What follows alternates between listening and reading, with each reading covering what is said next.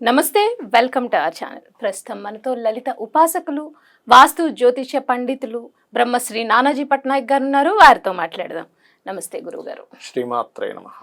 గురువుగారు, మార్చి 29 నుండి మే ఇంచుమించు 52 రోజుల పాటు షష్టగ్రహ కూటమి అని చెప్పారు. ఆల్రెడీ దానివల్ల ప్రకృతి వైపరీత్యాలు కానీ చాలా ఉంటాయి అని చెప్తున్నారు కదా అండి. అలాగే ఆ షష్టగ్రహ కూటమిలో మెయిన్గా శని రాహుల కలయిక అనేది మెయిన్గా ఉంటుంది. దానివల్ల వ్యక్తిగత జాతకాల మీద చాలా ప్రభావం చూపుతుంది అది అంటున్నారు. శని రాహుల ప్రభావం ఎక్కువ ఉంటుంది వ్యక్తిగత జాతకాల మీద అంటున్నారు. సో అంటే ఏ ఏ రాశులకి అది ఎటువంటి ప్రభావాన్ని ఇస్తుంది, అలాగే వారు పాటించాల్సిన రెమెడీస్తో పాటు ఈ టైంలోనే ఒక ఉల్కొచ్చి భూమిని తాకుతుంది అనేది కూడా చాలా వైరల్ అవుతుందండి. చాలా మంది మాట్లాడుతున్నారు. నిజంగానే ఉల్కొచ్చి భూమిని తాకుతుందా, తాకితే ఎటువంటి పరిణామాలు ఎదుర్కోవాల్సి వస్తుంది? ఫస్ట్ ఆఫ్ ఆల్ ఏంటంటే మనం షష్టగ్రహ కూటమి గురించి ఒక వీడియో చేసామండి. అయితే ఇందులో శని రాహువుల ప్రభావం ఏంటంటే ఫస్ట్ ఆఫ్ ఆల్ ఇది గురు రాశుల్లో కదా, గురు రాశుల్లో జరిగినందుకు ఏమవుతుందంటే కొంత ఈ సనాతన ధర్మ సంబంధించిన విషయంలో కావచ్చు, లేకపోతే కొన్ని ఇప్పుడు కొంతమంది మఠాధిపతులు పీఠాధిపతులు పెద్ద పోస్టులో ఉంటారు, వాళ్ళకి కొంత ఇబ్బంది ఇది చెప్పాలంటే కాంబినేషన్ అనేటువంటిది ఫస్ట్. అట్లాగే మిగతా రాసులు వాళ్ళందరికీ కూడా అందరికీ బ్యాడ్ జరగాలని లేదు, కొన్ని జాగ్రత్తలు తీసుకుంటే బాగానే ఉంటుంది. అయితే రాజకీయ నాయకుల మీద కూడా ప్రభావం ఎక్కువ ఉంటుంది. రాజకీయ నాయకులకి శని రాహుల వల్ల కాదు. ఇప్పుడు కేతువు మనకి సింహరాశిలోకి ఎంటర్ అవుతున్నాడు చూసారా, ఎంటర్ అవడం వల్ల రాజకీయ నాయకుల్లో మార్పులు అంటే ఒక పదవిలో ఉన్న వాళ్ళు మారడం కానీ ఇట్లాంటివి ఇస్తుంది అనమాట.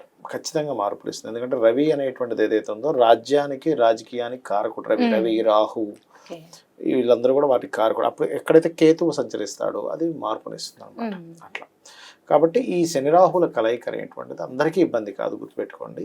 కొంతమంది కొన్ని జాగ్రత్తలు తీసుకోవాలి, మిగతా వాళ్ళకి మంచి చేస్తుంది. ఎవరెవరికి మంచి చేస్తుంది అంటే ఫస్ట్ మేషం నుంచి తీసుకుందాం అనుకోండి. 12వ స్థానంలో ఉన్నాడు కాబట్టి వాళ్ళకి విదేశాలు వెళ్ళడానికి మంచి చేస్తుంది, అందులో ఇబ్బంది ఏం లేదు. కానీ సంతాన విషయంలో ఇబ్బందిని ఇస్తుంది. సంతానాన్ని పొందుదాం అనుకునే వారికి ఆ శని రాహుల కలయిక. వృషభం వారు ఉన్నారనుకోండి, కొత్త అగ్రిమెంట్ వివాహం చేసుకోవడానికి చేసే ప్రయత్నాలు సక్సెస్ ఉంటాయి. కానీ వీళ్ళు ఏదైనా ప్రాపర్టీస్ తీసుకునేటప్పుడు చూసుకొని తీసుకో. ఇక్కడ శని రాహులు ఉంది కానీ బిజినెస్ డెవలప్మెంట్స్ ఇస్తుంది. మళ్ళీ అక్కడ ఎప్పుడూ కూడా 2 గ్రహాల కలయిక యోగం అనేటువంటిది కొన్ని విషయాలకు మాత్రమే ఇబ్బంది కానీ అన్నిటికీ ఇబ్బందిని తీసుకోకూడదు.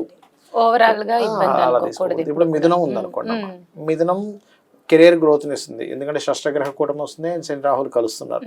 కెరీర్లో వాళ్ళు విదేశాలకు వెళ్ళి ఉద్యోగం చేసుకోవడానికో లేకపోతే రకరకాల డ్యూయల్ ఇన్కమ్స్ కోసం ప్రయత్నం చేస్తూ ఉంటారు. ఒక జాబ్ చేస్తే ఇంకొక జాబ్ చేయడం, ఇంకో బిజినెస్ చేయడం, అట్లాంటి వాటికి యోగిస్తుంది.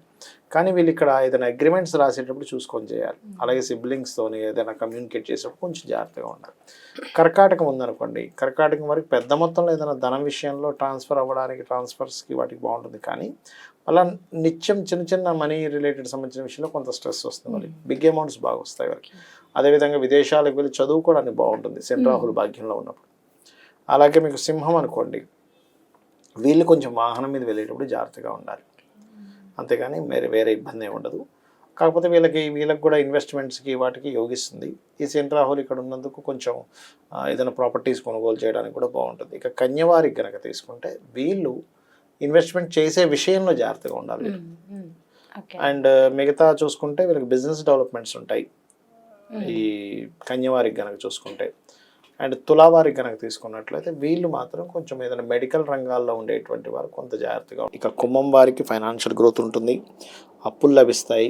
కాకపోతే వివాహ ప్రయత్న సంబంధించిన విషయంలో కొంచెం ఇబ్బంది ఉంటుంది, పార్ట్నర్స్ ఎంపిక చేసుకునే విషయంలో ఉన్నది. ఇక మీనం వారికి కనుక చూసుకున్నట్లయితే వీరికి గమనించుకున్నట్లయితే సంతాన యోగము, క్రియేటివ్ ఫీల్డ్స్లో ఉండేటువంటి వారికి, ఉపాసనలు చేసే వారికి చాలా బాగుంటుంది. కానీ ఎవరికి అప్పు ఇవ్వడం, అప్పుల విషయంలో కొంత జాగ్రత్తగా ఉండాలి. అయితే ఉల్క గురించి అన్నారు కదా, ఉల్క అనేటువంటి తాకేటువంటి గ్రహస్థితులు ఎక్కడ లేవమ్మా.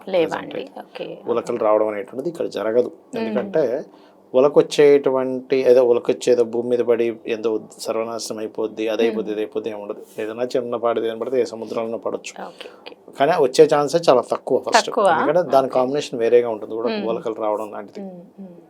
అయితే ఏదైనా పడినా ఒకవేళ జంతువులు లాంటివి ఏమైనా నష్టపోయే ఛాన్సెస్ ఎక్కువగా ఉంటుంది. ఇప్పుడు వాటర్లో పడింది అనుకో, ఉదాహరణకి ఏదైనా జలచరాశులు ఇట్లాగా. ఎందుకంటే కొంచెం ఈ కుజుడు మిథునంలో ఉన్నందుకు దాని యొక్క ప్రభావం అది కూడా కించిత్ మాత్రమే, కానీ ఏదో మొత్తం దేశాలు ఇదైపోవడము అంత ఏముండదు. కాకపోతే కొంత ఆర్థిక మాన్యం లేదా కొంత పీఠాధిపతులకి మనం గతంలో చెప్పుకున్నాం ఈ తొక్కిసలాటలు ఎక్కువ జరుగుతాయి అనుకున్నాం. అవును అనుకున్నప్పటి నుంచి కంటిన్యూస్ గా మనకి తొక్కిసలాటలు జరుగుతూ వచ్చాయి. అవి మాత్రం ఉంటాయి, కొంచెం తొక్కిసలాటలు ఎక్కువగా ఉంటాయి, ఇంకా ఉంటాయి అన్నమాట. ఆ కుజుడు ఇంకా మిథునం నుంచి మారే వరకు ఉంటుంటాయి, అది కొంచెం జాగ్రత్తగా ఉండాలి. ఓకే.